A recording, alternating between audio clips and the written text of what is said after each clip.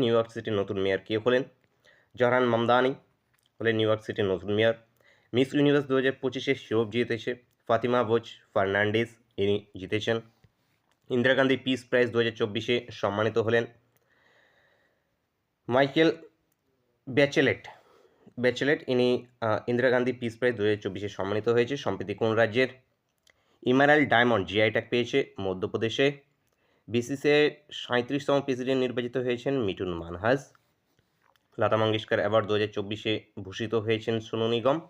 FIH hockey world cup 2026 আয়োজিত হবে কোথায়? বেলজিয়াম ও নেদারল্যান্ডসে আয়োজিত হবে। নেক্সট চলো, গ্লোবাল ক্লাইমেট রিস্ক ইন্ডেক্স 2025-এ ভারতের স্থান 9 নম্বরে। SAFF আন্ডার-17 ফুটবল টাইটেল জিতেছে ভারত। ফিফা ওয়ার্ল্ড কাপ 2026-এর মাস্কট কি? ক্লাচ জেউ ম্যাপলি হলো গিয়ে মাস্কাটটি, এবং 2026-এর যে ফিফা ওয়ার্ল্ড কাপ সেটি আয়োজন হবে USA, কানাডা এবং মেক্সিকোতে। এশিয়া কাপ 2025 জিতেছে ভারত। বুকার প্রাইজ 2025-এ সম্মানিত হয়েছেন ডেভিড জ্যালে এনার ফ্ল্যাশ উপন্যাসের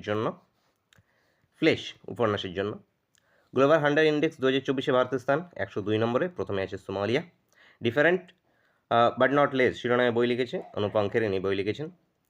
ওয়াই দ্য কনস্টিটিউশন ম্যাটার্স নামে বই লিখেছে DY Chandrachud. Why the constitution matter DY চন্দ্রচূড়ের। মেন্স হকি এশিয়া কাপ 2025 জিতেছে ভারত। ব্যালন ডি'র 2025 পুরস্কার পেয়েছে।